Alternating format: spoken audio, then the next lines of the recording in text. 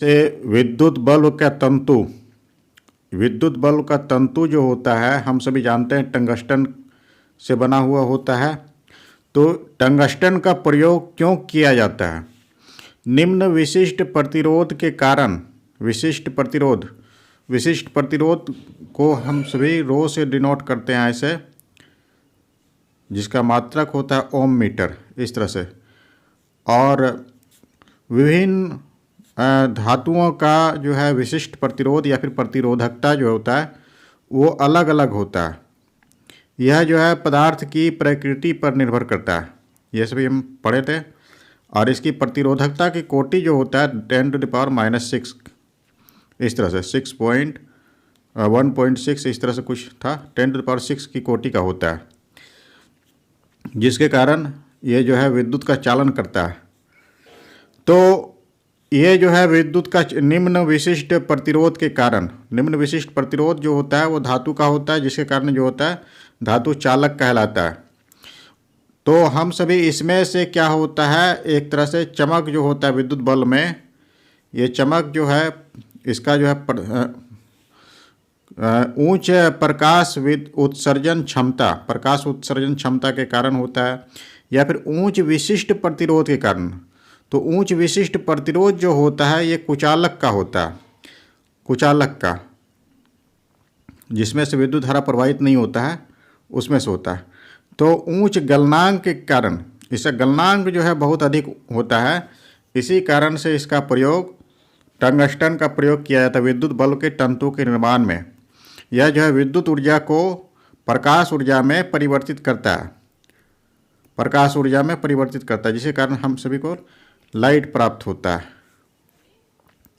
अगला जो है इसमें से जलते हुए विद्युत बल्ब के तंतु का तापमान जो होता है कितना डिग्री सेंटीग्रेड होता है। तो इसमें से तापमान जो होता है 2000 डिग्री सेंटीग्रेड से 2500 डिग्री सेंटीग्रेड के बीच में होता है। तो यह जो तापमान जो होता है बहुत अधिक डिग्री होता है। तो जल का जो है क्वथनांक जो होता है, जल का क्वथनांक ये जो होता है 100 डिग्री सेंटीग्रेड होता है। इस डिग्री पर क्या होता है, इस तापमान पर जल जो होता है वो वाष्प की अवस्था में परिवर्तित हो जाता है, द्रव से गैसीय अवस्था में परिवर्तित होता है। और इसका तापमान अगर हम लोग तुलना करें इसके साथ में 2000 डिग्री सेंटीग्रेड से 2500 डिग्री सेंटीग्रेड से तुलना करें तो यह तापमान जो होता है बहुत अधिक होता है। तो जलते हुए विद्युत बल्ब के तंतु का तापमान जो होता है 2000 डिग्री सेंटीग्रेड से 2500 डिग्री सेंटीग्रेड के बीच में होता है। 1 जूल पर कूलम जो होता है W, एक तरह से जूल हो गया वर्क कार्य, और ये जो है आवेश। तो हम सभी पढ़े थे V = W/Q होता है। जब 1 कूलम आवेश को एक बिंदु से दूसरे बिंदु तक ले जाने में 1 जूल का कार्य किया जाता है तो इसे हम सभी 1 वोल्ट का विभवांतर कहते हैं। तो 1 जूल बाय 1 कूलम, इसका मान 1 होगा तभी जब इसका भी मान हो, इसका भी मान 1 हो, तो इसमें से इसका मान 1 वोल्ट हो जाएगा। तो 1 वोल्ट 1 जूल पर कूलम कितने बराबर होता है, तो 1 वोल्ट के बराबर होता है। अगला क्वेश्चन है ट्यूबलाइट का उपयोग हम सभी करते हैं प्रकाश को प्राप्त करने के लिए। तो इसमें से क्या होता है, आर्गन के मरकरी वेपर गैस भरी होता है। आर्गन जो होता है वो अक्रिय गैस होता है। अक्रिय गैस का अर्थ होता है यह अभिक्रिया नहीं करता है, अक्रिय गैस। जबकि ऑक्सीजन जो होता है, ऑक्सीजन जो है बहुत ये अभिक्रिया तुरंत कर सकता है, और यह जो है आग जलाने के लिए आवश्यक तत्व होता है। ऑक्सीजन के बिना वस्तु नहीं जल पाता है। तापीय वृद्धि पर चालक पदार्थ की विद्युत चालकता। तापीय वृद्धि पर, ताप में अगर वृद्धि करते हैं तो विद्युत चालकता पर क्या प्रभाव पड़ता है? हाँ, कल हम सभी पढ़ रहे थे, ताप में अगर यदि वृद्धि करते हैं तो उसका प्रतिरोध जो होता है ये बढ़ जाता है, अधिक हो जाता है, और प्रतिरोध अधिक होगा तो धारा का मान कम हो जाता है। धारा जो है कम हो जाएगा प्रतिरोध अधिक होने पर। तो विद्युत चालकता जो होता है वो घटती है। ताप में अगर वृद्धि होता है चालक पदार्थ में तो विद्युत चालकता उसका घटता है। लेकिन अगर ये अर्धचालक रहेगा, अर्धचालक के बारे में हम सभी कल पढ़ रहे थे, अर्धचालक में अगर ताप में वृद्धि होता है तो उसका चालकता जो है वो बढ़ जाएगा, धारा का मान अधिक हो जाएगा अर्धचालक में। लेकिन चालक में इसका प्राथमिक सेल के बारे में जानेंगे। तो दो तरह का सेल पढ़े थे। एक द्वितीयक सेल होता है जिसे हम सभी चार्ज करके बार बार इसका उपयोग कर सकते हैं। द्वितीयक सेल जैसे मोबाइल में बैटरी जो होता है या फिर इस प्रकार का जो है जिनको हम लोग चार्ज कर सकते हैं तो उसे हम लोग द्वितीयक सेल कहते हैं। तो यहाँ पर लेक लांसे सेल है, डेनियल सेल है, तो ये सभी जो है प्राथमिक सेल का उदाहरण है। तो इसमें से दोनों जो है ये प्राथमिक सेल कहलाता है। लेक लांसे सेल, डेनियल सेल या फिर वोल्टा सेल भी अगर रहता, शुष्क सेल भी रहता तो उसे हम सभी प्राथमिक सेल कहते हैं। शुष्क सेल जिसमें से विद्युत अपघट्य का प्रयोग जो होता है सूखा के रूप में होता है। और इस तरह का सेल जो होता है जैसे डेनियल सेल या फिर लेक लांसे सेल, इसमें से विद्युत अपघट्य का प्रयोग घोल के रूप में होता है। तो एक समान शुष्क सेल में विद्युत अपघट्य जो होता है तो विद्युत अपघट्य इसमें से अमोनियम क्लोराइड का प्रयोग होता है। जैसे हम लोग पहले भी पढ़े थे NH4Cl का प्रयोग किया जाता है। शुष्क सेल में विद्युत अपघट्य के रूप में अमोनियम क्लोराइड का प्रयोग किया जाता है। यह जो है सूखा, ये जो है पुनर्भरण सेल में किस प्रकार की ऊर्जा संग्रहित होती है? तो इसमें से जो है रासायनिक ऊर्जा संग्रहित होता है। जैसे कि अभी हम सभी शुष्क सेल में पढ़ रहे थे कि अमोनियम क्लोराइड उसमें से सूखा अवस्था में पाया जाता है। तो NH4Cl जो होता है ये एक तरह से रासायनिक ऊर्जा होता है। अगला जो है ट्रांसफार्मर के क्रोड जो होता है, इसमें दो क्रोड होता है, प्राथमिक क्रोड और द्वितीयक क्रोड।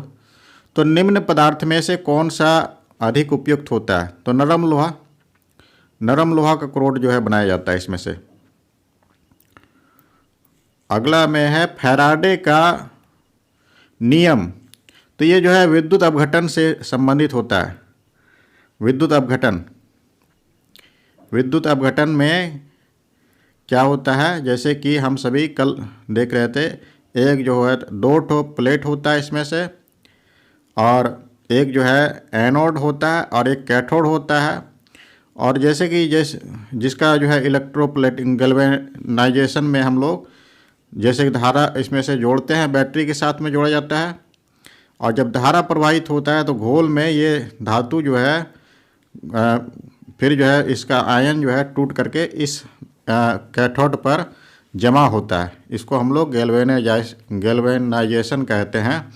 तो विद्युत अपघटन, फैराडे का नियम किससे संबंधित है? तो विद्युत अपघटन से संबंधित होता है।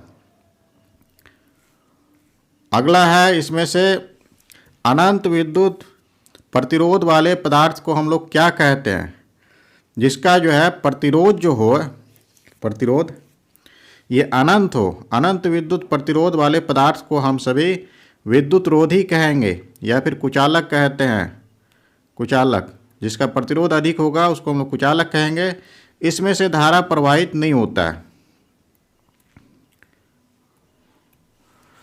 तो धारा प्रवाहित करने के लिए विद्युत बल्ब चमकता है।